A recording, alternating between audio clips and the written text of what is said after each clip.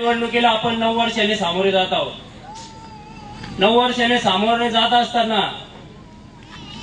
या निवडणुकीमध्ये फार मोठ्या प्रमाणात मतदारांमध्ये उत्साह आहे. परंतु या उत्साहात विचार करणे, काळजी घेणे हे खूप गरजेचं आहे. कारण की आपण 2016 ते 2021चा जो कालखंड पाहिला, त्या कालखंडामध्ये काय मी का म्हणतोय की 2016 आणि 21चा मधला जो कालखंड आहे, तो कालखंड जर आपण बघितला तर नगराध्यक्ष हे अपक्ष निवडून आलेले होते. त्यानंतर बहुमत हे विरोधकांचं होतं आणि त्या बहुमताच्या जोरावर माननीय आमदार साहेबांच्या माध्यमातून कोपरगाव शहराला भरघोस असा जो निधी प्राप्त झाला होता, त्या निधीमधून अनेक असे रस्त्यांचे कामं, विविध विकास कामं होणार होते. परंतु ते कामं होऊ नये यासाठी विरोधकांनी नगरपालिकेची जी सर्वसाधारण सभा असते, त्या सभेमध्ये सर्व विषय हे नामंजूर केले. तरी आमदार आशुतोष दादांनी जिल्हाधिकारी यांच्या करवी ते सर्व कामे मंजूर करून आणले. सर्वसाधारण सभेत विरोध करूनच त्यांचं मन भरलं नाही, तर त्यांनी त्या 28 कामांना विरोध करण्यासाठी न्यायालयामध्ये याचिका दाखल केली आणि त्या कामांना स्टे घेतला. मित्रांनो, त्या कामांना स्टे घेतल्यामुळं कमीत कमी 1 वर्ष कोपरगावकरांना विकासापासून वंचित राहावं लागलं. त्यानंतर या सर्व अडथळ्यांवर मात करून माननीय आमदार साहेबांनी ती कामे पूर्ण केली आणि आज कोपरगाव शहरामधील जे प्रमुख रस्ते असतील, ते प्रमुख रस्त्यांना जर आपण गेलो तर त्या निश्चितच नागरिकांना त्या रस्त्यांचा अतिशय चांगला असा उपयोग होत आहे. त्यानंतर पाण्याच्या बाबतीतही असत, इतर कामातही असत, विरोधकांचा फक्त एकच काम सध्या शिल्लक राहिलेलं आहे, ते आमदार साहेबांना विरोध करणे, पत्रकार परिषद घेणे. हे सगळं करता करता आज निवडणूक आलेली आहे. निवडणूक आल्यानंतर दादांनी आपल्या कोपरगाव शहराचा 50 वर्षाचा असा गाढा अभ्यास असणार, शांत संयमी विजन असणार, अभ्यासू आणि विशेष म्हणजे टीका करण्यामध्ये वेळ न घालणारं असं नेतृत्व मान्य श्री काका जाहीरजी गोयटे हे आपल्याला उमेदवार दिलेले आहे. हे उमेदवार दिल्यानंतर विरोधकांच्या पायाखालची जमीन सरकलेली आहे आणि त्यामुळं विविध प्रकारच्या टीका करणं, वैयक्तिक पातळीवर जाणं, अशा पद्धतीचं काम त्यांचं चालू झालेलं आहे. कारण की मित्रांनो, विकास कामावर त्यांच्याकडे बोलायला काहीच नाही. राहिला प्रश्न या भागात जे नगरसेवक पदाचे उमेदवार दिलेले आहे, मनोज भाऊ नरोडे असतील, रंजना काकू असतील, हे उमेदवार आपल्या हाकेच्या अंतरावर आहे. सदैव जनतेमध्ये राहणारे, कार्यरत असणारे, कोणताही प्रसंग आल्यानंतर उभे राहणारे असे उमेदवार दिलेले आहे. म्हणून मित्रांनो, येणाऱ्या काळामध्ये आपण सर्वांनी आपलं चिन्ह आहे घड्याळ, या घड्याळासमोरील बटन दाबून नगराध्यक्ष पदाचे उमेदवार आपले काकासाहेब कोयटे, रंजना काकू गवळी तसेच मनोज भाऊ नरोडे यांना प्रचंड बहुमताने विजय करावी अशी विनंती करतो. ही नगरपालिकेची निवडणूक जाहीर झाली आणि पहिल्या 2 दिवसामध्ये थोडी शांतता आपल्याला या गावात बघायला मिळाली आणि 2 दिवसानंतर ज्यावेळेस सन्माननीय आशुतोष दादा यांच्या मार्गदर्शनाने आणि अजितदादा पवार यांच्या आदेशाने सन्माननीय काकासाहेब कोयटे यांनी राष्ट्रवादी काँग्रेस पक्षामध्ये प्रवेश केला आणि आशुतोष दादांच्या मार्गदर्शनाने कोपरगावच्या नगराध्यक्षपदाची उमेदवारी जाहीर केली, तेव्हा आपल्या कोपरगावातलं वातावरण पूर्ण ढवळून निघालं होतं. आपल्या घराघरामध्ये, आपल्या गल्ली गल्लीमध्ये, आपल्या रस्त्यांवर सगळीकडे एकच चर्चा होती की हो, आम्हाला जे अपेक्षित आहेत कोपरगावचं नेतृत्व म्हणून, तो आमच्यातला, जनसामान्यातला, आमच्या घरामधला ते आमचे काका आता आपल्याला उमेदवार म्हणून लाभलेले आहेत. आणि तो आनंद संपूर्ण कोपरगाव शहरामध्ये घुमत होता आणि आजही तो घुमत आहे. परंतु याचे हादरे समोरच्या पार्टीला बसत आहेत. एक एक हादरे आपल्याला बघायला मिळत आहेत. पहिले 2-3 दिवस त्यानंतर सुधारलंच नाही की काय बोलावं, काय उत्तर द्यावं.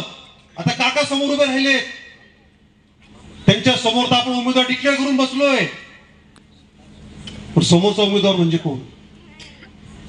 उमेदवार कसा असावा की जो जनसामान्यामध्ये वाढलेला आहे, ज्याने जनसामान्यांच्या समस्या जाणलेल्या आहेत, ज्याला आपल्या शहरातील गाव, रस्ते, गल्ली बोळा सगळी माहिती आहेत, असा उमेदवार देणं अपेक्षित होतं. पण ते न करता आपल्या पार्टीमधलेच, विरोधी पक्षामधलेच इतर जे जनसामान्य उमेदवार होते, जनसामान्य कार्यकर्ते होते, त्यांना उमेदवारी न देता त्यांनी एक असा उमेदवार दिला जो जनसामान्यांचा कोण ओळख ते माहिती नाही, परंतु तो आपले हिशोब नीट ठेवू शकेल, आपल्या हिशोबाच्या डायऱ्या जो मेंटेन करू शकेल, ज्याला मी सुनील भाऊ मुनीमजी म्हणतो, मुनीमजी, असा मुनीमजी त्यांनी उमेदवार दिला.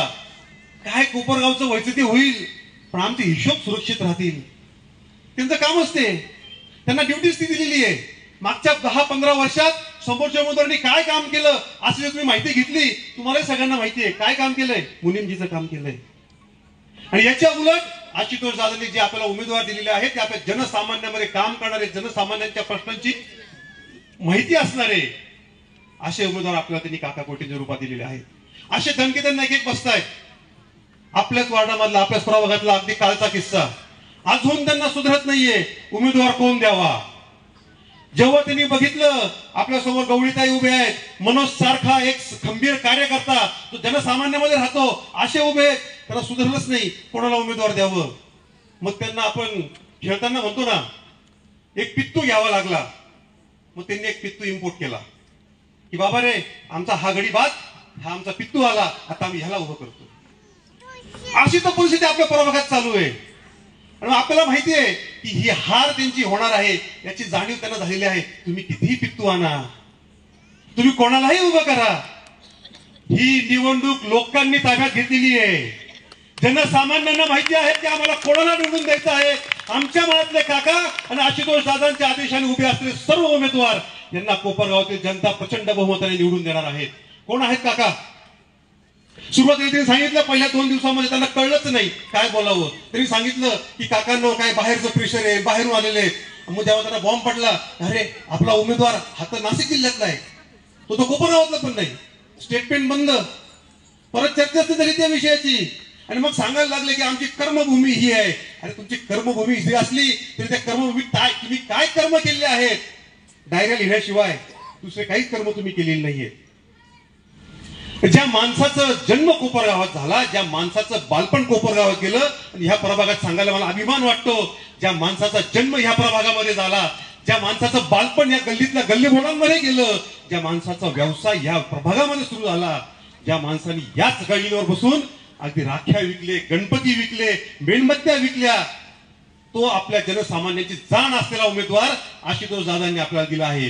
हीच आशुतोष दादांचा मोठेपणा आहे. हाच आशुतोष दादांचा मोठा आहे की सामान्य कार्यकर्त्याला जास्तीत जास्त पुढे न्यायचं, त्याला मोठं करायचं. आणि म्हणून त्यांनी त्याच्याबरोबरच आपल्या प्रभागातले जे जनसामान्य असतात, वावरतात, असे उमेदवार आपल्याला दिलेले आहेत. आज मनोज सारखा युवक असेल जो नेहमी आपल्या प्रश्नांकरता काय उभा असेल, गवळींबद्दल तर काही बोलायलाच नको, तो आपल्या प्रत्येकाच्या घरामध्ये पोहोचलेला माणूस आहे.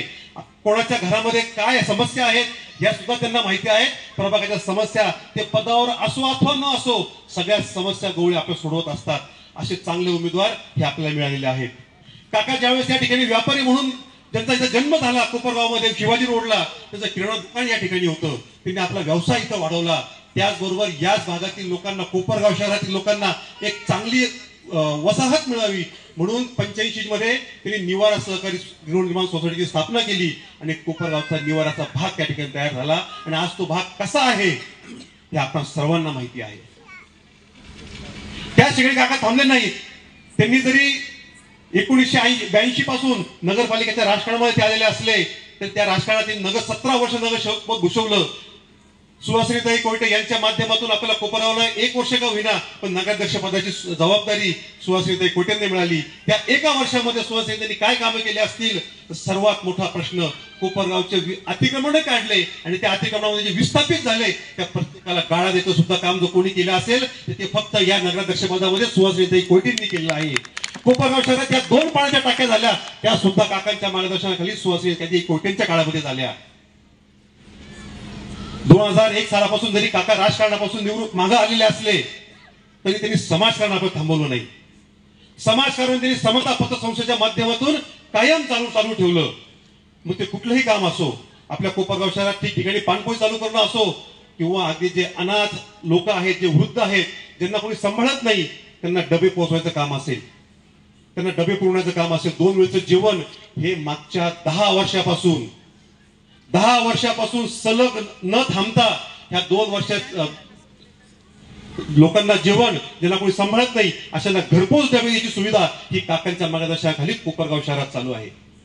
मग कोविडचा काळ असो, कोविड काळामध्ये सुद्धा समतांनी काय काम केलं, काकांनी काय काम केलं हे मला आपल्याला वेगळं सांगायची आवश्यकता नाही. कोपरगाव शहरातील व्यापाऱ्यांकरता व्यापारी महासंघाच्या माध्यमातून काकांनी काय काम केलं हे मला आपल्याला वेगळं सांगायची आवश्यकता नाही. कोपरगावकरच्या सुशोभीकरणाकरता काकांनी काय काम केलं हे मला सांगायची आवश्यकता नाही. कोपरगावच्या युवकांकरता ज्यांना एमपीएससी यूपीएससी सारख्या परीक्षा देता आल्या पाहिजे त्यांच्याकरता स्टडी पॉइंट सारखं एक अत्याधुनिक केंद्र त्या ठिकाणी उभं करून दिलं. अरे त्याला नाव ठेवताय तुम्ही स्टडी पॉइंटला? ज्या स्टडी पॉइंट मध्ये फक्त एक हॉल होता, तिथं पूर्ण अत्याधुनिक फर्निचर, लाखो रुपयांची पुस्तकं, कॉम्प्युटर्स, वायफाय ह्या सगळ्या अत्याधुनिक सुविधा या काकांच्या माध्यमातून त्या ठिकाणी चालू आहेत आणि त्या ठिकाणी आपले घरातले बंधू भगिनी, आपले मुलं त्या ठिकाणी शिकतायत आणि एमपीएससी यूपीएससीचे स्वप्न पूर्ण करतायत. असं सतत काम काकांचं सामाजिक माध्यमातून हे सतत चालूच आहे. आणि ज्यावेळेस आशुदादांनी त्यांना आशुदादांनी सांगितलं की काका कोपरगावकरता तुम्हाला या पुढाकार घ्यावा लागेल म्हणून काकांनी उमेदवारी घ्यायचा निर्णय घेतला आणि ते आपल्या आज त्या ठिकाणी कोपरगाव शहराची नगराध्यक्षपदाची निवडणूक लढवत आहेत. किंवा आपले दोन्ही उमेदवार असोत, आपण या तिघांनाही 2 तारखेला होणाऱ्या मतदानामध्ये घड्याळाला मतदान करून प्रचंड बहुमतांनी निवडून द्यावं अशी मी आपल्याला विनंती करतो. अजून मला सुनील भाऊ समोरच्या पार्टीचे मनोज चिन्ह डिक्लेअर झालेत का? अजून तिकडे चिन्ह पण नाहीयेत. कोण कशावर कडतंय ते सुद्धा आपल्याला माहिती नाहीये. परंतु असाच गोंधळ, सावळा गोंधळ त्या समोरच्या पार्टीत चालू असतो, तो इथून पुढे चालू राहणार आहे. आपण सर्वजण सुसंस्कृत आहात. आपण सर्वांनी घड्याळाच्या बटनावर मतदान करून या आपल्या सर्व सुसंस्कृत उमेदवारांना निवडून द्यावं अशी मी आपल्या या ठिकाणी विनंती करतो. जय हिंद, जय भारत, जय राष्ट्रवादी. एकतर्फा चालले काकासाहेब, तुमचा विजय निश्चित झालेला. अरे तुमच्या पाठीमागे असलेल्या तुमच्या कामाचा धडाका, तुमचं सहकार क्षेत्रातलं काम असेल, सामाजिक क्षेत्रातलं काम असेल, पतसंस्थांच्या मार्फत केलेलं काम असेल, हे मायबाप जनतेपर्यंत पोहोचलेलं आहे. तुम्हाला तुमची वेगळी ओळख सांगण्याची आवश्यकता नाही. तुमचं नाव प्रत्येक घरामध्ये पोहोचलेलं आहे. ही तुमची जमेची बाजू आहे. या भागातील दोन्ही नगरसेवक अगोदर डिक्लेअर करतो, त्याचा विजय निश्चित आहे. रमेश भाऊ असतील, त्यांच्या विशेष आहे, मनोज भाऊ असतील. निवडणूक आली म्हणून तुमच्या समोर आलेला नाही. प्रत्येक संकटामध्ये तुमच्या बरोबर आहे. प्रत्येक अडचणीमध्ये तुमच्या साथीला उभे आहेत. तुमच्या खांद्याला खांदा लावून तुमच्या प्रभागातले कामं सोडवण्याचं काम करतात. आणि त्यांना पाठबळ आहे तर तुमच्या सगळ्यांचे लाडके आमदार अशोकदादा कळे साहेब यांचं, ज्यांना भरघोस मतांनी तुम्ही वर्षभरा पहिले पुन्हा एकदा या तालुक्याचं, या शहराचं आमदार पद दिलं. तर दोन गोष्टी सांगण्यासाठी मी या ठिकाणी उभा. आमदार साहेबांना रोखण्यासाठी समोरचे सन्माननीय विरोधी मित्र प्रयत्न करतात. निवडणूक नगरपालिकेची आहे, नगराध्यक्ष पदाची आहे, नगरसेवक पदाची आहे. परंतु माझ्या सन्माननीय विरोधी मित्रांकडून पुढच्या आमदारकीची तयारी सुरू आहे, नगरपालिकेच्या निवडणुकीची तयारी नाही. दादांनी केलेलं प्रचंड काम तुम्हाला उघड्या डोळ्यांनी दिसतं. दादांनी जो कामाचा झपाटा लावलेला असा जर पुढचे 4 वर्ष सलग चालत राहिला तर पुढची आमदारकी आपल्या हाताला लागणार नाही याचा अंदाज काकासाहेब समोरच्यांना आलेला. म्हणून काहीतरी खोटा नाटक, आरोप प्रत्यारोप याच्या पलीकडे या निवडणुकीमध्ये समोरून तरी काही दिसत नाही. परंतु आपल्या बाजूने ही निवडणूक आजही विकासाच्या मुद्द्यावर आहे. तुमच्या छोट्या मोठ्या अडीअडचणींना सोडवण्याच्या दृष्टिकोनात नाही. आणि हे सगळं जर करायचं असेल, आपल्या प्रभागाचा विकास साधायचा असेल तर आमदार साहेबांनी जे उमेदवार दिलेले आहेत, नगराध्यक्ष पदाचे उमेदवार असतील, नगरसेवक पदाचे उमेदवार असतील, आपल्याला त्यांना प्रचंड मताने निवडून द्यायचं, निवडायचे. तुम्ही समजदार आहात, हुशार आहात, कुणाला निवडून दिलं पाहिजे याची तुम्हाला जाणीव आहे. आणि म्हणून इतक्या मोठ्या संख्येनं तुम्ही या ठिकाणी उभ्या बसलेल्या. एक गोष्ट फक्त प्रकर्षाने या ठिकाणी मला तुम्हाला सांगेल, आमदार साहेब प्रचंड निधी आणताय शहरभर. त्या निधीच्या माध्यमातून वेगवेगळी कामं सुरू आहेत. तर एक कदाचित जर आपण चुकलो, आपण सन्माननीय विरोधी मित्रांना जर आपण नगरसेवक बनवलं, नगराध्यक्ष बनवलं, आमदार साहेबांनी आणलेला निधी हा खर्च करू दिला जाणार नाही. आमदार साहेबांनी ज्या ज्या योजना सुरू केल्या त्या योजना बंद केल्या जातील, ही गोष्ट तुम्ही लक्षात घेतली पाहिजे. जर असं झालं तर नुकसान आपल्या प्रभागाचं होणार आहे. प्रभागाच्या बरोबर तुमचं नुकसान होणार आहे, ही गोष्ट तुम्ही लक्षात घेतली पाहिजे.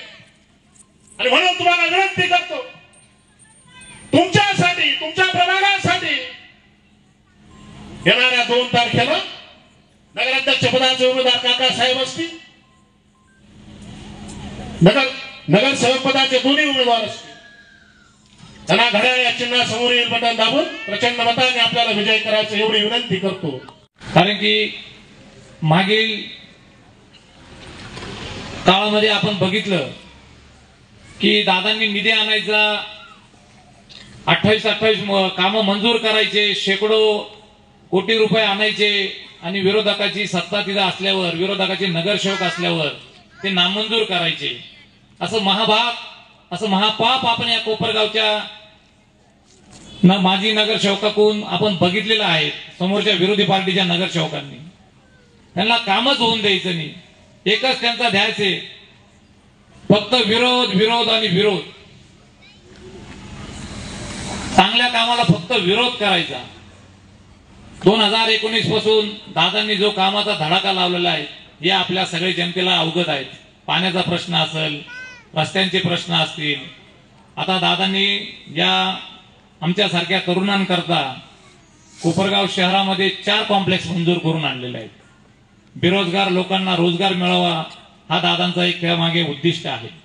त्याचे एक प्राथमिक स्वरूपात म्हणून दादांनी याच जागेवर 1 कोटी रुपये मंजूर करून आणलेले आहेत. त्याचं उद्घाटन 15 दिवसापूर्वी या झाडाच्या इथं झालेलं आहे. आचारसंहिता संपल्यानंतर ते काम चालू होणार आहे. 4 फेज मध्ये ते काम होणार आहे. 1-1 कोटीचे असे 2-4 टप्पे दादांनी 2 मजलीचा प्रस्ताव दादांनी मंजूर करून आणलेला आहे. एवढा दूरदृष्टीचा नेता जर आपल्याला लाभलेला आहे तर आपण सर्वांनी त्या नेत्याच्या विचाराला जे उमेदवार दिलेले आहेत त्याची आपण सर्वांनी साथ दिली पाहिजे अशी रास्त मागणी मी तुमच्या समोर करतो.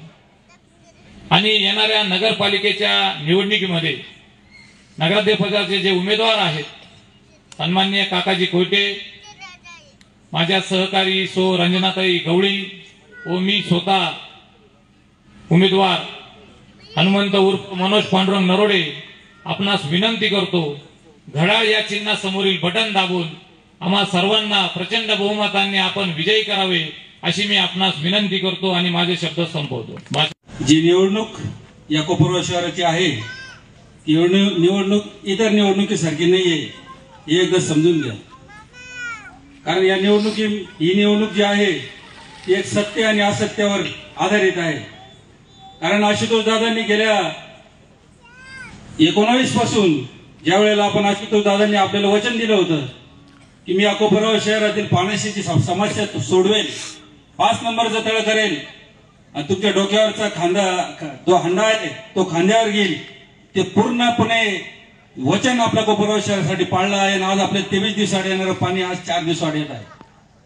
म्हणजे तो जो पाण्याचा जो मुद्दा होता, प्रत्येक वेळेला निवडणूक लागली का पाणी पाणी पाणी हा मुद्दा आशुतोष दादांनी संपून टाकला. 14 ते 19 या कोपरगाव शहराची काय परिस्थिती होती, मी सत्य बोलतोय. एकदम भाषण करायचं म्हणजे खोटं बोलायचं काहीच विषय नाही राहिला. या स्टेजवर बोलणाऱ्या माणसांना सगळं खरं खरं बोलायचंय, कारण आशुतोष दादांनी सगळं काम खरं केलेलं आहे. 14 ते 19 या कोपरगाव शहराची परिस्थिती अशी होती, या कोपरगाव शहरात चालायला रस्ते नव्हते, धूळ होती आणि या कोपरगाव शहराचं नाव धुळगाव झालं होतं. एकही रस्ता, माझा चॅलेंज आहे समोरच्यांना, 14 ते 19 या कोपरगाव शहरामध्ये तुम्ही किती रस्ते केले आम्हाला सगळे सांगा. नाही आम्ही तरी छाती ठोकपणे सांगू शकतो, कोपरगाव शहरातला गांधीनगरचा रोड असेल, गुरुद्वारा रोड असेल, बँक रोड असेल, दारंगा रोड असेल, संभाजी महाराजांचे चारी बाजूचे रस्ते असतील, सगळे आशुतोष दादांनी 2019 पासून केले आहे. तुम्ही म्हणजे एकदम प्रोजेक्ट फेल. सिमेंट टँक करून ठेवला तर तिकडे कोपऱ्याला तो कोणाच्या कामात येत नाही. क्रीडा संकुल असलं ते तुमच्या संस्थेमध्ये गेलेले, कशा ठिकाणी कोपरगाव शहरात एकही खेळाडू त्या ठिकाणी जात नाही. बस स्टँड जे केलेलं आहे तुम्ही बघितलं असेल, संगमनेरचं बस स्टँड, त्या ठिकाणी त्यातल्या बेरोजगारांना रोजगार मिळण्यासाठी गाळे तयार केले, पण कोणत्या पद्धतीचं प्लॅनिंग केलं आणि कोपरगाव शहरात एकही गाळा केला नाही. म्हणजे या कोपरगाव शहराला पाण्यासाठी वंचित ठेवायचं, चालायला रस्ते द्यायचे नाही, गाळे झाले नाही पाहिजे, म्हणजे यांच्या मागे लोक फिरले पाहिजे कायम, हे सगळ्या पद्धतीचं राजकारण या कोपरगाव शहरामध्ये होत आलं. पण आशुतोष दादाच्या माध्यमातून या कोपरगाव शहरामध्ये असं नेतृत्व भेटलं की हे सगळे मुद्दे संपून टाकले. बस स्टँडच्या तिथला जो विषय होता, मागे गाड्यांचं काम चालू झालेलं आहे, तुम्ही केलेल्या चुका दुरुस्त करता येणार. क्रीडा संकुल तुम्ही ते तिकडे पळून नेलं, ते सुद्धा केव्हीपीच्या ग्राउंडवर दिमाखात उभं राहणार आहे. म्हणजे तुम्ही ज्या गोष्टी केल्या, तुम्हाला नेमकं करायचं का होतं हेच कळालं नाही. आम्हाला तुम्हाला सांगायचंय का जे 2014 ते 19 तुम्ही जे करू शकले नाही ते आशुतोष दादा कसं काय करू शकले. रस्ते तुम्ही करू शकले नाही, ते आशुतोष दादांनी 19 नंतर केले. पाण्याचं तळ तुम्ही करू शकत होते, का केलं नाही. जे आशुतोष दादा करत होते ते तुम्ही करू शकत होते, पण ते तुम्ही का केलं नाही याचं प्रश्नाचं उत्तर तुम्ही या त्या नगरपालिकेच्या निवडणुकीमध्ये तुम्ही जे कॉर्नर मिटिंग इकडे तिकडे घेताय, खोटं बोल पण रेटून बोल, तुम्ही सांगा आम्ही 5 नंबरचं तळ का करू शकलो नाही, रस्ते का देऊ शकले नाही, गाड्या इथं का करू शकले नाही, या सगळ्याचं उत्तर तुम्ही द्या या पब्लिकला. खोटं बोलायचं नाही, जे असेल ते स्पष्ट आणि खरं बोललं पाहिजे. 20 ते 22 समाजाला आशुतोष दादांनी बोलावून तुमच्या समाज मंदिरासाठी पैसे दिले. म्हणजे त्या लोकांना कल्पना सुद्धा नव्हती की समाज मंदिर आपल्या समाजासाठी होऊ शकतं. असं आमदार निधीतून आशुतोष दादांनी त्या लोकांना बोलवलं. 10-10, 20-20, 30-30 लाख रुपये दिले आणि दिमागात उभे. खोटं नाही, कॅमेरावाले सगळे पत्रकार इथं आहे, तुम्ही मग विरोधी पार्टीच्या लोकांनी यावं, मी त्यांना दाखवतो आशुतोष दादांनी कोपरगाव शहरात कुठं कुठं ते काही काम केलेले. बोलायचं फक्त काय दिसत नाही आम्हाला, तुम्हाला कसं दिसायचं ते मी दाखवतो तुम्हाला. गेल्या मागे आपण पाण्यासाठी वंचित होतो. 23 दिवसाड्या कोपरगाव शहरात पाणी येत होतं. मागे माजी नगराध्यक्षांनी येसगावला, तुम्हाला आठवत असेल 7-8 वर्षापूर्वी, तिथला जो कॅनल आहे, जो कोपरगाव शहराला पाणी भेटतं, त्या पाण्याला पाईप टाकले आणि स्वतःच एक अंडलीगली तळं निर्माण केलं. त्या तळ्यामध्ये ते तळं कोणाचं होतं, जे कोपरगाव शहराच्या वाट्याचं पाणी होतं, ते कोणी चोरलं याचा तपास तुम्ही लावा, त्याचा प्रश्न तुम्ही उत्तर तुम्ही विचारा. म्हणजे एक साईडला आशुतोष दादा कोपरगाव शहरातील पाण्याच्या साठी धडाडत होते आणि एक साईडला तुम्ही पाण्याच्या तळ्यातून पाणी चोरत होते आणि कोपरगाव शहरातील महिलांना 23 दिवसाआड पाणी भेटत होतं. तर मग तुम्ही ठरवायचंय तुम्हाला पाणी देणारा माणूस पाहिजे की पाणी चोरणारे माणसं पाहिजे, हे तुम्ही ठरवायचंय. पाण्याचे रस्ते तुम्ही देऊ शकत नाही की कोपरगाव शहराच्या हिस्सेचं सगळं तुम्ही घेऊन जात राहतात. आणि आज या ठिकाणी कोपरगाव शहरामध्ये तुम्ही बघितले असं कधी जगाच्या धर्तीवर झालेलं नाहीये की स्थानिक नगरसेवक हे काम करण्यासाठी निवडून देत राहतात. तुम्ही कुशल 28 कामाचे कोपरगाव शहरातले मेन रस्ते होते. धुळगाव म्हणून कोपरगाव शहराची ओळख झाली होती. 28 कामं तुम्ही होऊ नये म्हणून कोर्टात गेले, कोर्टातून स्टे घेतला. कोपरगाव शहरातील महिलांना पाण्यासाठी वंचित होते. 5 नंबरचं तळ व्हायला लागले. 2-4 शेतकरी उभे केले आणि कोर्टात स्टे घेण्यासाठी प्रयत्न केला. खोटं असेल तर मी बोलतो ना, तुम्हाला सगळं दाखवतो मी तुम्हाला. पण तुम्ही माणसं शेतकरी, जो शेतकरी सामान्य शेतकरी हायकोर्टमध्ये जर वकील द्यायचा ठरला तो देऊ शकत नाही, स्थानिक कोर्टात सुद्धा देऊ शकत नाही. हायकोर्टमध्ये 3-3, 4-4 वकील दिले या कोपरगाव शहरातील पाण्याचं तळ होणे, महिलांच्या डोक्यावरचा खांद्यावर यासाठी. मग ह्या सगळ्या गोष्टीचं कुटील राजकारण तुम्ही आजपर्यंत केलं आहे. म्हणून तुम्हाला सगळ्यांना सांगणे, मी खोटं बोलत नाही. तुम्ही येणाऱ्या 2 तारखेला जी निवडणूक आहे, आशुतोष दादांचे जे काही उमेदवार आहे घड्याळाचे, म्हणजे खाली 2 घड्याळ आणि वरती नगराध्यक्ष पदासाठी काकासाहेब कोटे आशुतोष दादांनी जो उमेदवार दिला आहे, मी त्यांचं काम बघितलं डोळ्यांनी. नगरपालिका डोळ्यासमोर ठेवून काम करणं आणि नगरपालिका नसताना निवडणूकच लढवायची नव्हती. मी गांधीनगरमध्ये त्या दिवशी सभा होती आमची, तिथल्या त्या मारुतीच्या मंदिरामध्ये 30-40 महिला, निराधार महिला, ज्यांची खायची वेळची आली होती, काही अपंग महिला होत्या, त्या काकासाहेबांची वाट पाहत होत्या. का आम्हाला 2 टाइमचं अन्न देणारा माणूस आम्हाला बघायचंय का? म्हणजे 7-8 वर्षापासून त्या महिलांना रोज गरम जेवण 2 टाइमचं, सणासुदीला त्या लोकांना गोड जेवण जे आपण घरी करतो असं पुरवणारा माणूस त्यांना बघायचा होता. ते काकांची वाट पाहत त्या मंदिरात बसले. निवडणूक डोळ्यासमोर ठेवून केलेलं नाहीये. असे असंख्य प्रकारचे काम काकासाहेबांनी केलेले. म्हणजे एक साईडला ज्यांच्या नेतृत्वाखाली हा जो पॅनल उभा आहे, आशुतोष दादांसारखं काम कोपरगाव शहरातलं त्यांनी जे केलं तो माणूस, आणि दुसरा काकासाहेबांसारखा माणूस, असे 2 माणसं चांगले इथे उभे आहे. आणि मनोज, तू तर निवडून आल्यासारखाच आहे. कसं तुला मी सांगतो का, एका माणसाने पराभव तुझा करू शकत नव्हते म्हणून एका माणसाची माघार घेतली, दोघं मिळून ती अशी लढायची तयारी केली. काकासाहेबांच्या बाबतीत पण तसंच झालं. म्हणजे एक पराभव होऊ शकत नाही, कळालं काका निवडून येणार आहे म्हणून दुसऱ्याचा सपोर्ट घेतला. अरे अशी कुठे नीती राहते का? हे असेल ते समोरासमोर लढलं पाहिजे, कारण तुमच्याकडे मुद्देच नाही विकासाचे आणि तुम्ही अशा पद्धतीचे कुठील राजकारण करता. म्हणून तुम्हाला महिलांना पहिलेच तुम्हाला सांगायचंय की जे आज 4 दिवसाआड पाणी येतं, आशुतोष दादांना ते रोज पाणी तुम्हाला द्यायचं आहे. आणि ते करण्यासाठी नगरपालिकेमध्ये आशुतोष दादांचे विचाराचे माणसं तुम्हाला निवडून द्यायची आहे. कारण जर चुकीचे नगरसेवक जर निवडून दिले तर आशुतोष दादांचे जे काही स्वप्न आहे, जे काही स्कीम्स आहे, त्या स्कीम्स या कोपरगाव शहरामध्ये हे नगरसेवक मंजूर होणार नाही. आणि आपल्याला पुन्हा या कोपरगाव शहराचं धुळगाव होईल, पाण्यासाठी वंचित राहू. म्हणून ही जी निवडणूक आहे, ही निवडणुकीसाठी तुम्ही आशुतोष दादाच्या विचाराचे सर्व नगरसेवक निवडून द्या आणि नगराध्यक्ष निवडून द्या आणि या कोपरगाव शहराचा विकास बघा. एवढं बोलतो माझे 2 शब्द संपवतो. आज आम्ही तुम्हाला विनंती करण्यासाठी आलेलो आहे. आपल्या सर्वांना माहित आहे की आपण घडलेल्या नगरपालिकेच्या निवडणुकीसाठी 2 तारखेला आपल्याला या ठिकाणी मतदान करायचं आहे. आणि त्या मतदान रूपाने, तुमच्या आशीर्वाद रूपाने घड्याळासमोरील बटन दाबून आम्हाला सर्वांना विजय करायचं, या विनंती करण्यासाठी या ठिकाणी आपण आज ही कॉर्नर मीटिंग आयोजित केलेली आहे. प्रामुख्याने सांगावं वाटतं, मी या गावठाण भागासंदर्भात बोलणार. या भागातील कामं करत असताना तुमच्या सर्वांच्या आशीर्वादानं त्या ठिकाणी 2007-2011 या कालखंडामध्ये मला नगरसेवक म्हणून या भागाचं प्रतिनिधित्व करण्याची संधी मिळाली. ती तुम्ही दिलेल्या आशीर्वादामुळं. दादा ज्यावेळेस मी 2006ला या ठिकाणी नगरसेवक म्हणून या प्रभागाचं नेतृत्व केलं,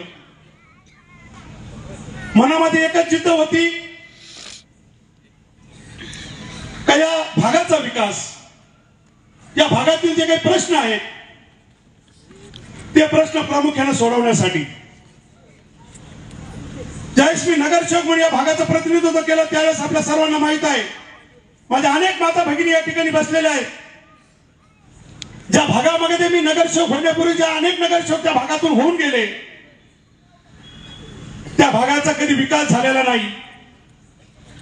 त्या झोपडपट्टीचा भाग असेल, रेव्हेन्यू कॉलनी असेल, सांजस हॉटेल पाठीमागचा भाग असेल, या तुळजाभवानी माता समोरील मंदिराचा परिसर असेल, प्रामुख्याने या भागाचा विकास करण्याचा सातत्याने मी या ठिकाणी प्रयत्न केला. 2008ला माननीय आमदार, माजी आमदार अशोकरावजी काळेसाहेब होते. या गावठाण भागामध्ये, या परिसरामध्ये हा भाग गावठाण भागात सुशोभित झाला पाहिजे, या भागाचं मार्केट वाढलं पाहिजे, या भागाचा विकास झाला पाहिजे. त्यांच्या त्या ठिकाणी सातत्याने पाठपुरावा केला आणि आमदार साहेबांनी त्या ठिकाणी आम्हाला प्रामुख्याने मदत केली. दादा, हे समोरचं जे कॉम्प्लेक्स आहे 2008-9ला या ठिकाणी कॉम्प्लेक्स त्या ठिकाणी झालं. आज त्या ठिकाणी मार्केट आपण या ठिकाणी सर्वजण बघता. त्या भागातील माझे सर्व मतदार बंधू भगिनींना माहित आहे, आज त्या ठिकाणी 10, 15, 20 गाळे चालू झाले. त्या भागाचा थोडासा विकास झाला. 2006-2011च्या कालखंडानंतर प्रामुख्याने या ठिकाणी काम करण्याची संधी या ठिकाणी आली नाही. आपल्या सर्वांसमोर आहे. त्यानंतर 2011च्या कालखंडानंतर आज आपण 2025ला या ठिकाणी निवडणुकीला सामोरं जातो. त्या भागाचा विकास आपल्याला माहित आहे. मला प्रामुख्याने सांगावं की ज्यावेळेस आमदार साहेब त्या ठिकाणी आमदार नव्हते, त्या भागाचं ज्यांनी प्रतिनिधित्व केलं, त्या भागात या नगरसेवक म्हणून ज्यांनी काम केलं, त्यांनी मला या भागातील नगरसेवकांनी काम दाखवायचं की या माझ्या कालखंडामध्ये या नगरपालिकेच्या माध्यमातून या ठिकाणी या भागामध्ये काम करत असताना आम्ही या भागासाठी या कालेमाळा किंवा परिसरात असेल गावठाणच्या त्याच्यासाठी काम केलं. आपण बघतो काम करणारे नगरसेवक या ठिकाणी निवडून द्या. आपल्या सर्वांना माहित आहे या 10 वर्षाच्या कालखंडामध्ये अनेक संकट या ठिकाणी आपल्यावरती आले. अनेक संकटांना या ठिकाणी आपल्याला सामोरं जावं लागलं. अनेक संकटाचा सामना आम्ही या ठिकाणी सर्वांनी केला. माझ्या सर्व मतदार बंधू भगिनी विनंती राहील, काम करणारा नगरसेवक या ठिकाणी निवडून द्या. जो या ठिकाणी आपल्या अवरात्र या ठिकाणी आपल्या सेवेसाठी आपल्या हाकेला धावून येणारा नगरसेवक या ठिकाणी निवडून द्या. आम्ही जर काम केलं नसेल त्या ठिकाणी निश्चितपणे आम्हाला नाकारा. परंतु आपल्या डोळ्यासमोर आहे या 10 वर्षाच्या कालखंडामध्ये मी तुमच्या अवरात्र सेवेसाठी या ठिकाणी माननीय आमदार श्री आशुतोष काळेसाहेब यांच्या मार्गदर्शनाखाली या भागातील नागरिकांची सातत्याने आम्ही सेवा करत आलेलो आहोत. करोनासारखा काळ झाला दादा, तुमच्या मार्गदर्शनाखाली या ठिकाणी या भागामध्ये आम्ही अनेक माता भगिनींना माहित आहे त्या करोनाच्या कालखंडामध्ये आपल्या दारापर्यंत कोण आलं. जर त्या ठिकाणी आम्ही तुमच्या सेवेसाठी आलो नसेल तर 2 तारखेला आम्हाला मतदान करू नका. तुम्हाला सर्वांना माहित आहे त्या करोनासारख्या कालखंडामध्ये सुद्धा आमदार साहेबांच्या नेतृत्वाखाली आम्ही या भागामध्ये काम केलं. प्रत्येक घराच्या कुटुंबापर्यंत त्यांच्या संकटाची काही होती त्यांच्याशी धावून या ठिकाणी आम्ही अवरात्र तुमच्या सेवेसाठी उभा राहिलेलो आहोत. आणि आपल्याला जर या भागाचा विकास करायचा असेल, या भागातील जर प्रश्न सोडायचा असेल तर या ठिकाणी या भागात आमदार साहेबांनी या ठिकाणी आता 2 वर्षाच्या 3 वर्षाच्या कालखंडामध्ये या भागाला जवळ 2-2.5 कोटीचा रुपये निधी या ठिकाणी दिलेला आहे. त्या निधीचे कामं काही मार्गी लागले आहेत आणि आचारसंहितेच्या कालखंडानंतर ची कामं या ठिकाणी मार्गी लागणार आहेत. दादा, तुमचे मी या ठिकाणी आभार मानन या भागातील व्यापाऱ्यांच्या वतीनं. कारण 2008 नंतर 9 नंतर या ठिकाणी कॉम्प्लेक्सची अपेक्षा बऱ्याच जणांची होती. या ठिकाणी व्यापार परिसर आहे, त्या ठिकाणी आमचा कापड बाजार असेल, सुवर्णकर समाजाची या ठिकाणी बाजारपेठ होती, ती बऱ्यापैकी त्या ठिकाणी आज कमी होऊन या ठिकाणी विस्थापित बऱ्याच ठिकाणी गेलेले आहेत. व्यापार दुसरीकडे वाढत आहे. पण त्या भागाचा विकास करण्यासाठी तुम्ही संकल्प केलेला आहे आणि तुमच्या नेतृत्वाखाली या ठिकाणी आताच गेल्या 10-15 वर्षाच्या कालखंडामध्ये या ठिकाणी कॉम्प्लेक्स झालं नाही. परंतु दादा, तुम्ही त्या ठिकाणी पाठपुरावा केला आणि या भागातील जनतेचे प्रश्न प्रामुख्याने तुम्हाला जाणते आहात. तुम्ही त्या ठिकाणी आज मागच्या 15 दिवसापूर्वी या ठिकाणी कॉम्प्लेक्स उद्घाटन झालं आहे. माझं म्हणणं हे आहे, जर या ठिकाणी दादांच्या नेतृत्वाखाली कॉम्प्लेक्स होऊ शकतं, तुम्ही 10-15 वर्षाच्या कालखंडामध्ये का होऊ शकलं नाही? या ठिकाणचे प्रश्न मार्गी लागू शकत होते आपल्या दिवसामध्ये, परंतु ते प्रश्न का मार्गी लागले नाही? दादा, आमच्या तुळजाभवानीच्या आशीर्वादानं या ठिकाणी आम्ही काम करतो. त्या तुळजाभवानीच्या आशीर्वादाने या ठिकाणी आम्हाला काम करण्याची संधी या भागातील नागरिक दिली होती. त्या 10 वर्षाच्या कालखंड मी ज्या 11 नंतर नव्हतो त्या दादा या ठिकाणी तुळजाभवानी मंदिर परिसरामध्ये कुठल्याही प्रकारचं काम झालं नाही. दादा, तुम्ही त्या ठिकाणी तुळजाभवानीच्या परिसराचा सुशोभीकरण करण्यासाठी या भागातील प्रश्न सोडवण्यासाठी तुळजाभवानी मंदिरासमोरील कॉन्क्रिटीकरण हा रस्ता सुद्धा त्या ठिकाणी आपण घेतलेला आहे दादा. त्या समोरचे जे काही माझ्या माता भगिनी आहेत त्यांची अनेक वर्षाची मागणी होती की या ठिकाणी आम्हाला धुळीला सामोरं जावं लागतं. दादा तुम्ही या ठिकाणी फ्लोइंग ब्लॉक साठी सुद्धा पैसे दिलेले आहेत. अनेक कामं या ठिकाणी आम्ही आमदार साहेबांच्या मार्गदर्शनाकडे मार्गी लावणार आहोत आणि पुढील कालखंडामध्ये सुद्धा दादा या ठिकाणी पाण्याची टाकीची आम्हाला आवश्यकता आहे. या भागामध्ये गावठाणचा जो भाग आहे या ठिकाणी आम्हाला प्रामुख्याने पाण्याच्या टाकीची आवश्यकता आहे आणि ती आपण या ठिकाणी निश्चितपणे आमची ती मागणी पूर्ण कराल. दादा या ठिकाणी या भागामध्ये आज या आम्ही डेपोचा परिसर आहे त्या ठिकाणी जे काही गाळे बांधले छोटे छोटे मार्केटसाठी बांधले परंतु त्या ठिकाणी ते व्यवस्थित झाले नाही. त्या भागाचा सुद्धा परिसर त्या ठिकाणी आपल्याला व्यवस्थित करून त्या जागेचा कशा पद्धतीने आम्हाला उपयोग करता गार्डनसाठी त्या माझ्या माता भगिनी आहेत बालगोपाल आहेत त्यांना खेळण्यासाठी सुद्धा त्या ठिकाणी या भागामध्ये गार्डनची गरज आहे. दादा तुमच्या नेतृत्वाखाली तुमच्या मार्गदर्शनाखाली आणि सन्माननीय होणारे नगराध्यक्ष निश्चितपणाने 3 तारखेला कोपरगाव नगरपालिकेवरती नगराध्यक्ष म्हणून सन्माननीय काकासाहेब कोयटे आपल्या सर्वांच्या आशीर्वादाने राहतील आणि त्यांच्या मार्गदर्शनाखाली काका आम्हाला या ठिकाणी ते काम सुद्धा मार्गी लावायचं आहे. मी या ठिकाणी वेळ झालेला आहे अनेक प्रश्न आहे माझ्या सर्व माता भगिनींना विनंती आहे तुमच्या हाकेला धावून येणारा रात्री 2 वाजता जर तुम्ही फोन केला तर आम्ही दोन्ही उमेदवार असे आहेत की रात्री 2 वाजता सुद्धा आपल्या सेवेसाठी त्या ठिकाणी उभा राहू. तुम्ही असे नगरसेवक निवडून द्या ज्या ठिकाणी तुम्ही रस्त्याने चालले असताना तुमचे 10 वेळेस तुमच्या दुकानासमोरून तुमच्या समोरून जाणारे नगरसेवक निवडून द्या. आमची या ठिकाणी गाडीत हात दाखवा आणि गाडी थांबवा असे आम्ही नगरसेवक आहोत. होणाऱ्या तुमच्या आशीर्वादानं आम्हाला या ठिकाणी पुन्हा काम करण्याची संधी द्यावी आणि तुमच्या मदतीला जे नगरसेवक धावून येत्या जे काही या भागाचा विकास करण्यासाठी तुम्ही आम्हाला संधी द्यावी. पुन्हा एकदा आमदार साहेबांच्या नेतृत्वाखाली एवढी विनंती करतो आणि थांबतो. जय हिंद जय महाराष्ट्र. आम्ही ठिकठिकाणी कॉर्नर मिटिंग घेतोय कोपरा सभा म्हणतात त्याला.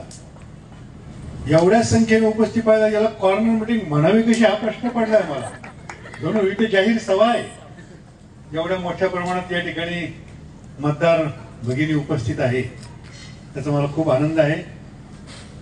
मी जे या निवडणुकीत उभं राहिलो भगिनींनो याचं कारण तुमच्यातल्या अनेक जणांना माहित आहे. मी तर खरं राजकारण सोडलं होतं. गेल्या 25 वर्षामध्ये मी राजकारणामध्ये नव्हतो. खूप वाईट अनुभव मला आले होते राजकारणामध्ये.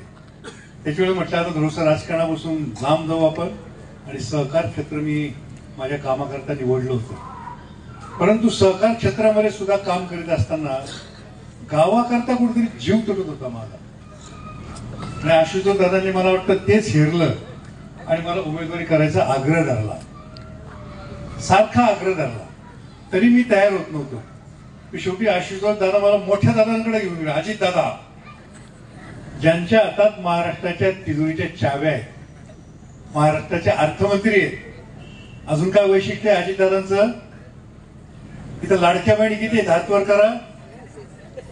या सगळ्या लाडक्या बहिणींना पैसे जर कोणी दिले असतील त्या महाराष्ट्राच्या उपमुख्यमंत्री आणि अर्थमंत्री अजित दादांनी दिलेले आहे. तर त्यांनी मला आदेश केला की असं तुम्ही सहकारामध्ये एवढं चांगलं काम करता असंच काम तुम्ही कोपरगाव शहराकरता का करीत नाही. दादा मी राजकारण सोडलेलं आहे नाही म्हटले तुम्हाला राजकारणाचे वाईट अनुभव आलेले आहेत. चांगला अनुभव तुम्हाला घ्यायचा असेल तर आशुतोष दादाच्या नेतृत्वाखाली एकदा काम करून बघा. तो मुद्दा मला पटला. म्हटलं आशुतोष दादा कोपरगाव करता एवढा निधी आणतायत की रोज एका प्रभागामध्ये बघतोय एवढा प्रचंड निधी आशुतोष दादांनी आणलेला आहे. तो विरोधक विचारतात निधी कुठे गेला. अरे आमचाही तुम्हाला सवाल आहे. 3-4 वर्षापूर्वी दादा आंबेडकर पुतळा एक सभा घेतली होती माझी आमदार त्यांनी. कोपरगावचे ह्याच्या तारा दिसत आहेत ना लाईटच्या सगळ्या त्या सगळ्या आम्ही नष्ट करतो आणि पुढच्या 6 महिन्यामध्ये एकही तार कुठे गायब झाले दिसली मला. भूमिगत तारा भूमी नाही झाली आणि गतही नाही झालं. काय गत झाली त्याची माहित नाही. निळवंडेचं पाणी आणणार होते. आंबेडकर पुतळा कोणशीला लावली हा कोणशीला पण लावली होती. कोणशीला पण लावली होती आम्ही तारा घालवणार म्हणून. निळवंड्याचं पाणी आणणार म्हटले होते आम्ही. कुठे गेलो निळवंड्याचं पाणी. तुम्हाला कोणी अडवलं होतं. मी तर व्यापारी महासंघातर्फे आवाहन केलं होतं काळे आणि कोले कोणी पाणी आणावं. कोलेंनी निळवंडीतून आणावं नाही तर आशुतोष दादांनी 500 तळून करावं. त्याचं आम्ही स्वागत करू. आम्ही आनंदोत्सव साजरा करू. निळवंडेचं पाणी आपल्याला कधी आलंच नाही आणि आशुतोष दादांनी 500 तळ करून दाखवलं. बोलेल तसं काम करणारा हा आशुतोष दादा आहे. तुमचं 20-20, 25-25 दिवसांनी जे पाणी होतं ते आता 4-5 दिवसात होईना आलेलं आहे. ते मला जर तुम्ही नगराध्यक्ष केलं 4 दिवस, 3 दिवस, 2 दिवस, 1 दिवसाआड नंतर रोज सुद्धा पाणी आपल्याला आणायचं आहे. परंतु हे जर तुम्हाला करायचं असेल तर मला नगराध्यक्ष करताना खालचे उमेदवार सुद्धा तुम्ही निवडून दिले पाहिजे. आणि इतके चांगले उमेदवार दिलेले आहेत तुम्हाला. हा मनोज नरोडे, त्याच्यावर मी जेव्हा रॅली करत होतो, घरातल्या प्रत्येक बाई माणसाला, त्यांच्या नातवंडांना, सगळ्यांना ओळखतो, नावानिशी ओळखतो. रमेश गवळीचं तर काम तुम्ही सगळं अनेक वर्ष पाहता. रमेश गवळीचं जोडीला आमची रंजनाताई आहे, ती माझी भाची आहे खऱ्या अर्थानं बरं का. मी जेव्हा शिवाजी रोडला राहायचो ना, तिच्या आईला आम्ही काय म्हणायचो माहिती आहे का, तुला आठवत नसेल, मी म्हणायचो तिलीनबाई. पूर्वी असं जातीवाचक नाव विचारलेलं कोणालाही काही वाटत नव्हतं. आणि ती दर राखी पौर्णिमेला मला राखी बांधायची. तिची ही मुलगी आहे, त्याच्यावर रमेश आमचा जावई आहे. आता इकडे माझा जावई आहे. नरोड्याबद्दल तुम्ही काय बोलावं. माझं आयुष्य सगळं आडव नरोड्याच्या घरामध्ये गेले. लहानपण इथं नरोडे मावशी होत्या, कोंडाजी पाटील नरोडे, याचे वडील पांडू नरोडे, यांच्या घरामध्येच माझं आयुष्य गेलेले लहानपण. त्यातून मी लहानपणाचा मोठा झालेलो आहे. आणि मग ज्यांच्याशी माझे जीवापाड संबंध आहेत, लहानपणापासूनचे संबंध आहेत. मी जर नगराध्यक्ष झालो, ओळखीच्या माणसाला थोडेसे 2 घास जास्तच वाढतो ना माणूस, तर तुमच्या ताटात जास्त नक्की येईल अशी मी खात्री देतो. परंतु हा आशुतोष दादा असा माणूस आहे, एवढा निधी देतो, एवढा निधी देतो. मी आता या प्रभागामध्ये निधी दिलेल्या कामांची यादी जेव्हा पाहिली, मला एक आश्चर्याचा धक्का बसला. 5,65,00,000 रुपये दिले आहेत या प्रभागाला. ते आम्ही नाही सांगत, ही कामं सांगतायत, ही यादी सांगतेय. या प्रभागामध्ये सुद्धा एवढे कामं कधीच झाले नव्हते. त्याच्यामुळे मनोज आणि आमची ताई ही प्रचंड बहुमतानं निवडून येणार, याबद्दल माझ्या मनामध्ये काहीही शंका नाही. विरोधी पार्टी शब्द न पाळणारी, खोटं बोलणारी, खोटं बोल पण रेटून बोल, फसवणारी ती पार्टी आहे. आता माझ्या बाबतीत जर बोलायचं म्हटलं, मला किती वेळा फसवलं याची जर मी यादी वाचायला गेलो तर रात्र पुरायची नाही हो. आणि आशुतोष दादा कार्यकर्त्यांना मोठं करणारा माणूस आहे. आपला कार्यकर्ता मोठा झाला पाहिजे, त्याला आपण अडवायचं नाही. किती मोठा होऊ दे, त्याच्या पाठीमागे आपण खंबीरपणे उभं राहायचं. त्याप्रमाणे माझ्या मागे आशुतोष दादा खंबीरपणे उभं राहिलेले आहे. बाकीचे विषय बोलण्यापेक्षा मला या ठिकाणी आल्यानंतर समोरच्या उमेदवाराचं एक विधान आठवलं.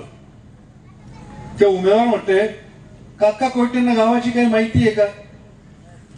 अरे मी काल परवापासून संजय नगर फिरतोय, सुभाष नगर फिरतोय, टिळक नगर फिरतोय, 105 फिरतोय, माधव नगर फिरतोय. सगळ्या गल्लींची खडा माहिती मला आहे. शिक्षित आहे. मी समोरच्या कोणत्याही उमेदवाराला चॅलेंज देऊ इच्छितो, तुम्ही जुने गाव ठाण्यात या. मला गौंडी गल्ली माहिती आहे, मला न्हावी गल्ली माहिती आहे, मला चांभार गल्ली माहिती आहे, मला सोनार गल्ली माहिती आहे, मला तेली गल्ली माहिती आहे, मला ब्राह्मण गल्ली माहिती आहे, मला मशीद सुद्धा माहिती आहे. आणि त्या प्रत्येक ठिकाणचे माणसांना मी नावानिशी ओळखतो. या प्रत्येक प्रभागामध्ये, बरोबर आहे का, लहानपणी आपण बरोबर खेळलेलो आहे. आणि या प्रत्येक गल्लीमधल्या माणसांना मी नावानिशी ओळखतो, जुन्या ओळखी काढतो. तर माझंही मन आनंदानं भरून जातं आणि ते माणसं सुद्धा आनंदित होतात. आज तर माझ्या या गल्लीमध्ये मी आलेलो आहे. पूर्वीच्या या ठिकाणी मी खेळलेलो आहे. आणि निवारा हाऊसिंग सोसायटी जी तयार झाली ना, ती का झाली माहितीये का. मला पूर्वी सार्वजनिक शौचालयात जावं लागायचं समोरच्या. ते सार्वजनिक शौचालयात जायचं बंद कसं करायचं हा प्रश्न माझ्यासमोर पडला. त्याच्यामुळे मी निवारा सोसायटी तयार केली. माझ्या जुन्या गावठाणातील नागरिकांना कमीत कमी दरामध्ये घर मिळालं पाहिजे. त्या काळामध्ये मी 550 घर तिथे बांधलेले. आणि ते घराचे एवढे माझ्यावर प्रेम करतात, खूप प्रेम करतात. तसंच प्रेम या जुन्या गावठाणामधल्या लोकांचं सुद्धा माझ्यावर नक्की आहे. आणि इथं आल्यानंतर मला माझ्या जुन्या गल्लीत आल्यासारखं वाटतंय. समोरच्या माणसं जे काही छोटे मोठे आरोप करतायत त्याला उत्तर द्यायचं मला काही कारण नाही. मी गोपरावांच्या विश्वासाला पात्र ठरलेलो आहे. 400 कोटी रुपयांचा विश्वास मी कोपरावकरांचा मिळवलेला आहे आणि सर्वाधिक मताधिक्याचा सुद्धा विश्वास नक्की मिळवणार. सर्वांना विनंती करतो का आपण येत्या 2 तारखेला राष्ट्रवादी काँग्रेस पक्षाच्या घड्याळ चिन्हाचं बटन दाबून आपले नगराध्यक्ष पदाचे उमेदवार काकाजी कोयटे आणि नगरसेवक पदाचे दोन्ही उमेदवार यांना आपले सर्वांची सेवा करण्याची संधी उपलब्ध करून द्यावी. तसेच आपण सर्वांनी मला 2024च्या विधानसभेच्या निवडणुकीमध्ये राज्यामध्ये 5व्या क्रमांकाचं मताधिक्य देऊन पुन्हा एकदा आपल्या सर्वांची आमदार म्हणून सेवा करण्याची संधी उपलब्ध करून दिली त्याबद्दल आपल्या सर्वांचे आभार व्यक्त करतो. या 2024च्या विधानसभेच्या निवडणुकीमध्ये त्या सर्व लाडक्या बहिणींचा फार मोठा हात त्याच्यामध्ये होता आणि सर्व लाडक्या बहिणींचे विशेष या निमित्ताने आभार व्यक्त करतो.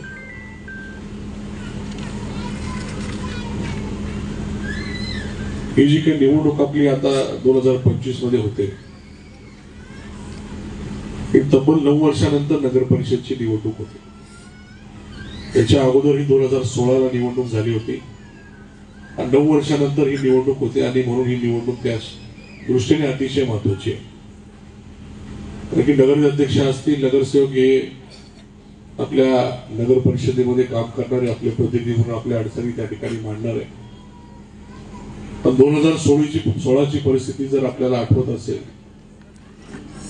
तर आपल्या सर्वांना 23 दिवसात पाणी मिळत होतं. आठवत आहे ना 23 दिवसात. आणि म्हणून आपण सर्वांनी 2019ला मला पहिल्यांदा आमदार करून त्या ठिकाणी आपली सेवा करण्याची संधी दिली आणि म्हणून त्या संधीच्या माध्यमातून आपल्या शहराचं पाणी पुरवठा योजना मंजूर करून आणण्याचे काम मी केलं आणि त्या योजनेमधला एक महत्वाचा भाग म्हणजे 5 नंबर साठवण तलाव आपण पूर्ण केला आणि जे पाणी आपल्याला 23 दिवसाड कधी 16 दिवसाड कधी 10 दिवसाड मिळत होतं 5 नंबर तलाव पूर्ण झाल्यामुळे ते आज पाणी आपल्याला 4 दिवसानंतर मिळतं. परंतु आजही 4 दिवसानंतर पाणी मिळत असताना आपण सर्वजणी 8 दिवसाचंच पाणी साठवत आहे. बरोबर आहे ना. ते सवय आपल्याला लागली 8 दिवसाचं पाणी साठवायची. बरोबर आहे का ते 4 दिवसानंतर आले की पाणी फेकून द्यायचं परत 8 दिवस. गेले वर्षभर आपल्याला हे 4 दिवसानंतर पाणी मिळतंय तरी आपली सवय मोडायला तयार नाही. ते अनेक वर्षांपासूनची सवय आहे काही सहजासहजी ती सवय जाणार नाही. परंतु आपल्याला ज्या पद्धतीने आपण 4 दिवसांनी पाणी केलेलं आहे 5 नंबर तलाव पूर्ण केलेला आहे त्या योजनेमध्ये 1 ते 4 तलाव देखील पूर्ण करायचे होते. त्याचं काट्याचं काम असेल काही साफसफाई होती काही थोडंफार खोलीकरण असेल कागद टाकायचं जेणेकरून त्या 1 ते 4 तलावामधून लिकेज होणार नाही असं सर्व काम ते योजनेमध्ये होतं. परंतु जेव्हापासून 5 नंबर तलाव पूर्ण झालाय आपले जे काही नवीन उपनगर झालेले त्या भागामध्ये जवळपास 100 एकरांचं प्लॉटिंग बंगल्याचे प्लॉट असतील कुठे बिल्डिंगचे प्लॉट असतील एवढ्या मोठ्या प्रमाणामध्ये प्लॉटिंग चालू झालं. 7 ते 8 नवीन बिल्डिंगा त्या उपनगरामध्ये नव्याने चालू झालेल्या आहे. आणि जर झपाट्याने एवढी लोकसंख्या जर आपल्या शहराची वाढणार असेल तर आपण तात्पुरता हे 4 तलाव पूर्ण करायचे. ते 4 तलाव पूर्ण करून तुम्हाला आजही रोज पाणी देता आलं असतं. परंतु आपल्याला विचार करायचा पुढच्या 50 वर्षाचा. पुढचे 50 वर्ष आपल्याला पाण्याची कमतरता भासली नाही पाहिजे आणि म्हणून आपण ज्या पद्धतीने 5 नंबर तलाव कॉन्क्रीटचा केला 30 फूट खोल तो तलाव आहे त्याच पद्धतीने आपल्याला बाकीचे तलाव कॉन्क्रीटचे करून पुढचे 50 वर्ष आपल्याला कधीही पाणी टंचाई भासणार नाही अशा पद्धतीचं नियोजन आपण त्या ठिकाणी करतोय. ठीक आहे आज 4 दिवसाड झालेले मला रोज दिवसाड किंवा रोज पाणी आपल्याला द्यायचं हे माझं स्वप्न हे माझा शब्द आहे आणि तो पूर्ण केल्याशिवाय मी थांबणार. 5 नंबर तलाव पूर्ण करून आपण 4 दिवसांनी पाणी देतोय म्हणून आपण सर्वांनी मला दुसऱ्यांदा काम करण्याची संधी दिली आणि रोज पाणी देऊन पुन्हा एकदा आपल्या समोर त्या ठिकाणी येणार. पाण्याचा प्रश्न तर फार एक मूलभूत गरज आहे. खरं म्हणजे आपल्या दिवसातले किती दिवस आपल्याला, आठवड्यातले किती दिवस पाण्याच्या साठवण्यासाठी जातात किंवा पाण्याच्या बाबतीमध्ये विचार करण्यामध्ये जातात. खरी गरज पडली नाही पाहिजे, मूलभूत गरज म्हणून आपल्याला पाणी त्या ठिकाणी रोज मिळालं पाहिजे. गरज पडली तेव्हा भरायचं, नसेल तर ते आपल्याला मिळतच राहील. आज आपण 4 दिवसानंतर घेतोय, ते 8 दिवसाचं साठवतोय. ज्या दिवशी आपलं रोज पाणी होईल तुम्हीच वैतागून म्हणणार आहे नाही मी साठवतो. साठवायची गरजच नाही, रोज येणार आहे, दिवसाड येणार आहे, किंवा साठवायची त्या ठिकाणी गरज पडणार नाही. नुसतं पाणी प्रश्न नाही, पण आपल्या ज्या काही गटारी आहे या देखील भूमिगत करण्यासाठी भूमिगत गटारीच्या योजना आपण मंजूर करून आणलेली आहे. तसं त्याचा डायरेक्ट फायदा आपल्याला नाही, परंतु आरोग्याच्या दृष्टीने गटारी भूमिगत होणं अतिशय महत्वाची गरज आहे. आणि त्या सर्व भूमिगत गटारी जे काही सांडपाणी त्या माध्यमातून शहरामध्ये तयार होतं ते पाणी एका ठिकाणी आपण कलेक्ट करून त्याच्यावर प्रक्रिया करून ते पाणी पिण्याच्या सोडून बाकी सगळ्या कामासाठी योग्य असेल असा तो प्रकल्प, त्याचं काम येत्या 1-2 महिन्यामध्ये आपल्याला चालू करायचंय. आणि म्हणून तो एक प्रकल्प आपण मंजूर करून आणलेला आहे. आपले सर्व प्रमुख रस्ते, ते जे काही नकाशावरचे रस्ते आहेत ते वारंवार खराब होता कामा नये आणि म्हणून ते काम आपण कॉन्क्रिटीकरणाचं करणार आहे. त्याचा एक प्रकल्प आपण हाती घेतलेला आहे. त्याचा प्रस्ताव शासनाकडे आहे.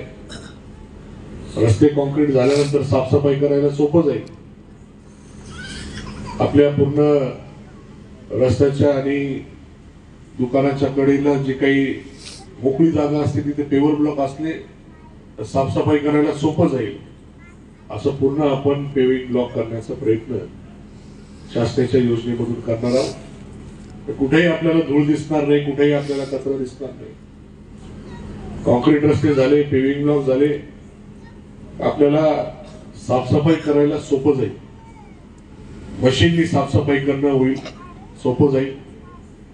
तर त्या दृष्टीने आपण जे विकसित शहरं असतात तसं नियोजन आपल्या शहरासाठी करतोय.